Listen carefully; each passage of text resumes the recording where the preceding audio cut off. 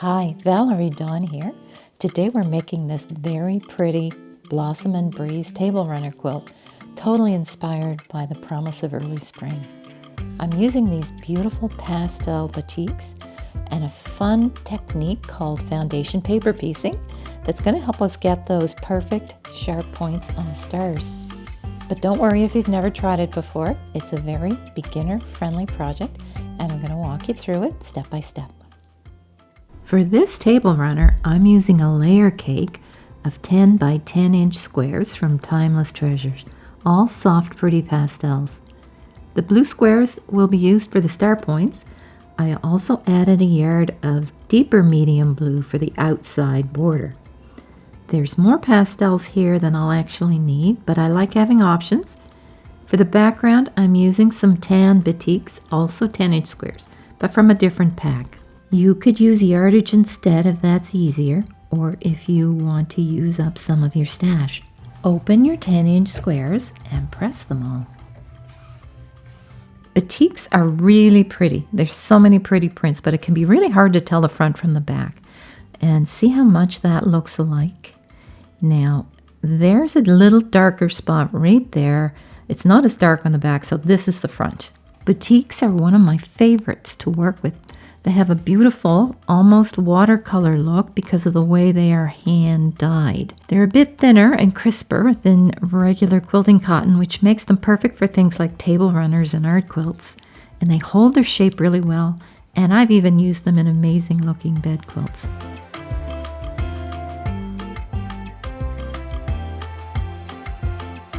We're starting with the log cabin blocks with these two blocks in the center. The finished block is 5 by 5, so each of the strips will be finished 1 inch. So we have to cut them 1.5 inches to accommodate for the 1/4 inch seams. Don't know if I need to trim these. I don't think I do. They're very good at being exactly 10 by 10. And I'm just going to start by cutting the 1.5 inch strips. And I use a variety of the tan. I don't use all the same tan. I've got a number of different tans to pick from so that it'll look scrappy. The lightest blue is for the center, and the medium is for these two inside, and then the darker one is the outside block. Start with a tan and light blue, place them right sides together, and we're going to stitch 1/4 inch along the edge. Batiks are a tight weave, and I use a microtex needle, a very thin one. It's a 60, and they're very sharp and thin, and they punch through the fabric really nicely. My thread is RFL. It's beautiful. I love this light blue, and it's a rather thin weight. Because these are narrow, we want to make sure we get just the right 1/4 inch seam. And just stitch all the way to the end. Let me show you this LED strip light I added to my sewing machine. It just sticks inside and really brightens up the whole area, and I just love it. Just watch where you place it so it doesn't end up tangling with the needle bar mechanism. Ask me how I know. I'm using this convenient little wool ironing mat, which is right beside the sewing machine. Press it toward the blue, and then just bring it over, trim the edge, and cut it in 1.5 inch patches. This forms the middle 2 blocks of the log cabin. I have 6 that I got from one 10 inch strip. We're going to need 18 in total, but for now I'm just going to move on to show you the rest of the log cabin. So match it up to the diagram and see, we just need another tan strip, which is the next one to go on. So lay it right side up, place the patches right sides together, and I think I can get, because those little patches are 2.5 inch each, I think I can get 4. Bring it to the sewing machine, line it up, hold the threads, and that's give it a 1/4 inch seam all the way around. Now just butt that next patch up to the previous one really close. Don't overlap them, because when we go to cut it, you just need to do one cut. All right, here we go, and just Give it a little press to set the seam. This is a great little cordless iron, but it took me a while to learn how to use it. When you are done with it, you set it back on the base. You don't stand it up on the end like you would a normal iron, because the base is the charger and the heater. Now just cut the patches apart in between each one and press toward the tan with a light bit of, you can give it a bit of steam.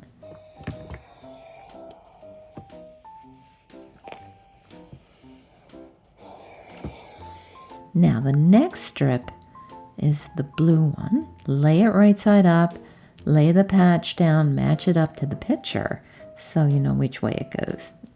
Stitch it, press it, and again we're going to iron the patch toward the new one. Pro tip here, the side you're adding the next patch to is the side that has two seams. And this one is the medium color. Follow the same process all the way around until you have all 9 patches of that log cabin. Now the next one is the tan. I love doing log cabins. You can put them in so many different arrangements, and I just love them. If your patch doesn't come out to an exact 5.5 by 5.5 inches, go ahead and use a regular ruler or a tucker trimmer 3 to trim it up to the right size.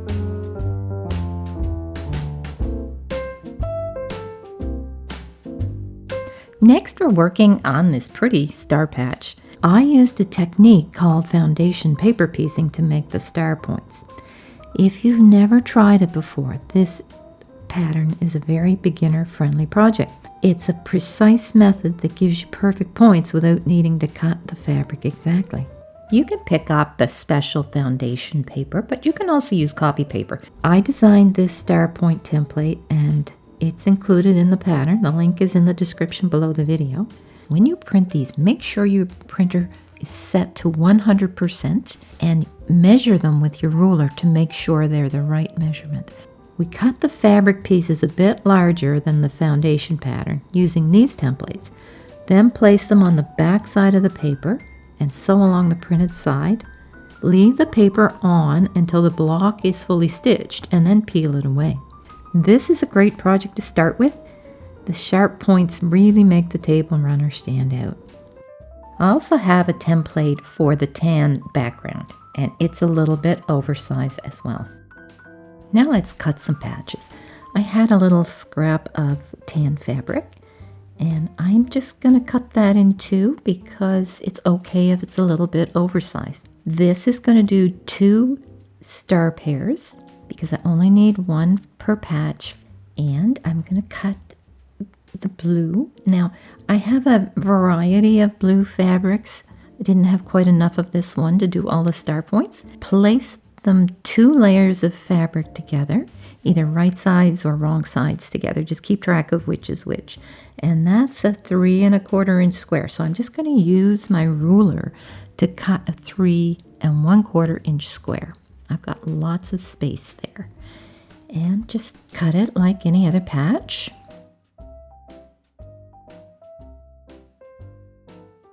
And then lay that template up and cut along the diagonal edge, and you will have enough to do 2 star pairs.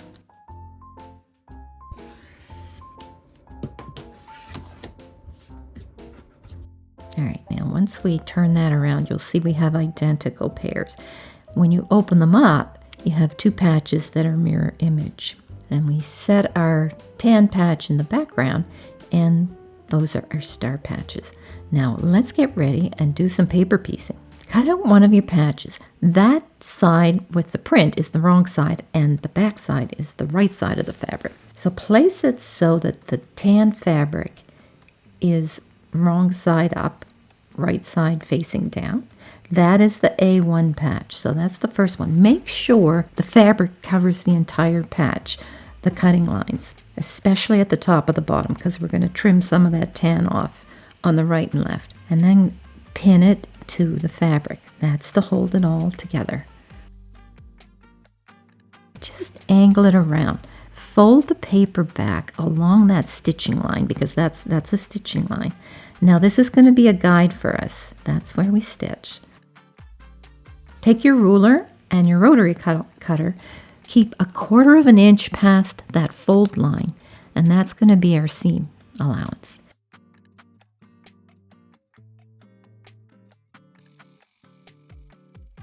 Flip it back over so you're looking at the right side. Make sure you've got right sides up, and then place it right sides together. Make sure the edges are even. And you can fold it back and just make sure once it's stitched, it's going to cover the cutting line of that patch. That's a big problem because sometimes you don't have a patch that's quite big enough, and after you stitch it on, it doesn't cover the whole patch, and then you've got to start over. Now we're going to take it to the sewing machine and stitch along that line. Hold the threads, and we're going to do a little back stitch because when you pull the paper off, it puts a lot of pressure on the stitches, and it can pull the stitches out. So just do a little back stitch on either end and stitch all the way across, even through the seam allowance. Next step is you press it toward the blue. Flip it over, and we're going to do the other side. Just tear that down a little bit and fold it again along the stitching line. And we're going to take the ruler and we're going to cut another 1/4 inch. There, just cut that and make sure it's cut all the way through.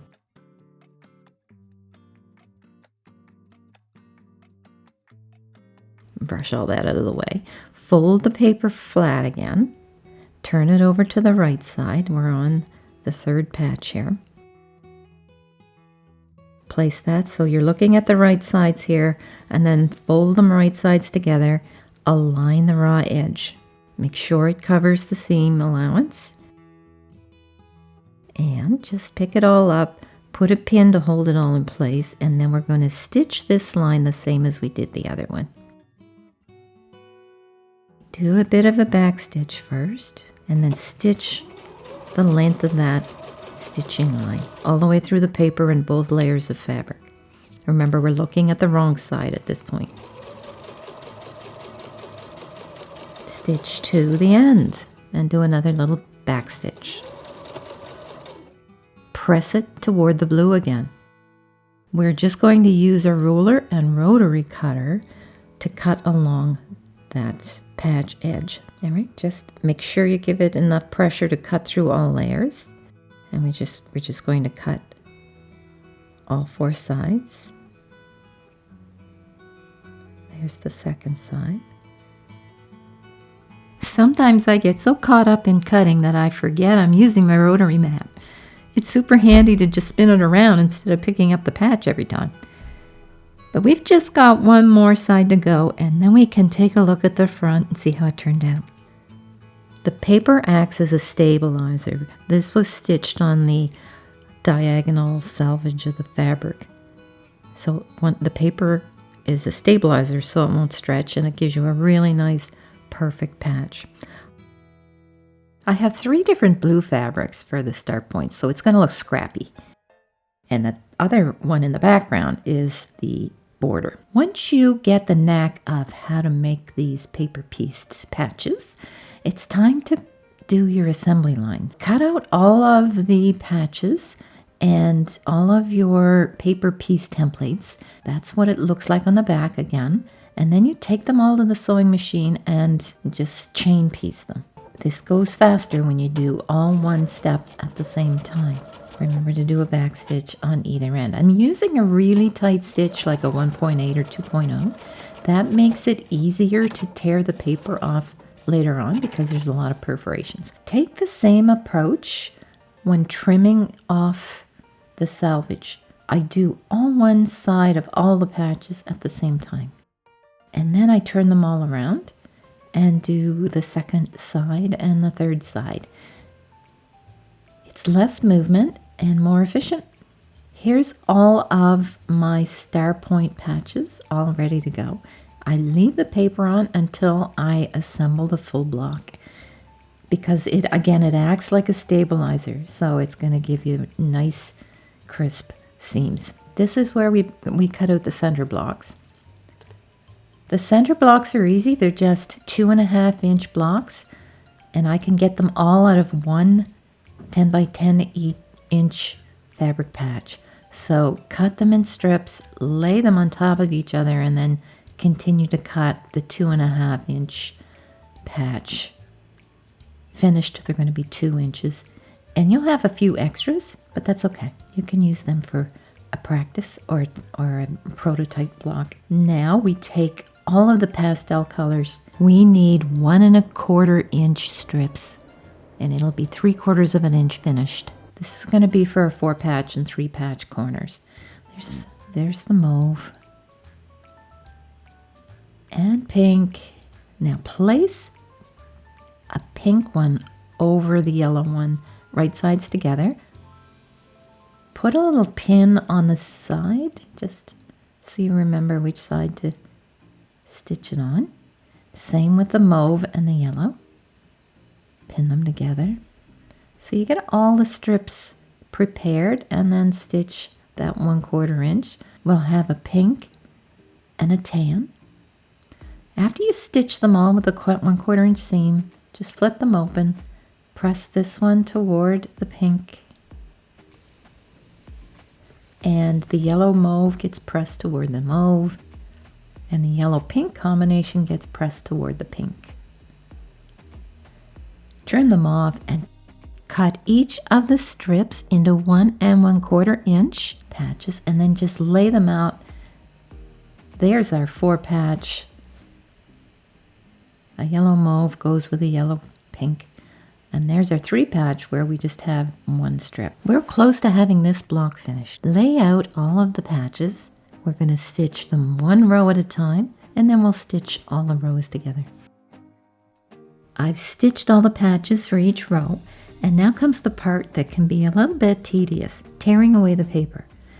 This is where a lighter weight paper, like foundation paper, really makes a difference, although you don't have to use it.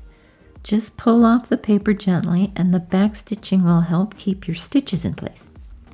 This one that I used was copy paper, which is a bit heavier, so I had to get in there and pick out all those little paper bits.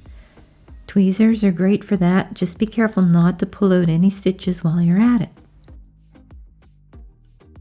Now open it up. We are going to press toward the 4 patches.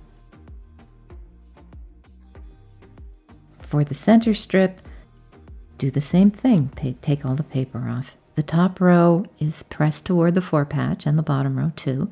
The center is pressed toward the center patch.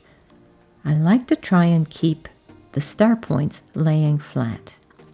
And now we just stitch along. Okay, there we have the middle and the bottom row stitched together. Press toward the center. And the same with the top. Again, press toward the center block. If you need to, get out your Tucker Trimmer 3 or your quilting ruler and trim it to 5.5 inches square.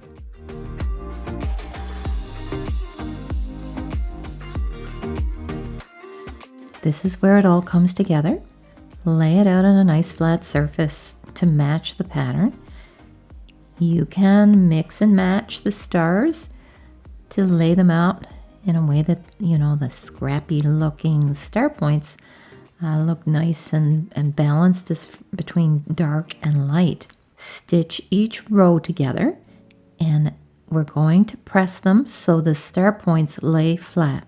And now I'm going to stitch the rows together. I'm just going to put some pins in this. Just by the nature of this layout of this quilt, not all of the blocks will fit together nicely, but I found it more important to make sure that the star points lay flat. Just reverse the direction of that 1/4 inch seam to make sure that the star points lay flat. We have 2 borders. We've got a 1-inch tan border. This is how you can splice these together. Let's just stitch a diagonal, corner to corner, trim it to 1/4 inch, and press it open. That makes a nicer, flatter looking seam than if you just butt them together straight. There's one more border, which is the blue border. It's 3.5 inches unfinished. Do the same thing. Stitch it corner to corner diagonally trim it off, and then press the seam open. I really love the way this one turned out. I'm thinking about adapting this pattern for a full quilt. Let me know in the comments if that's something you'd like to see.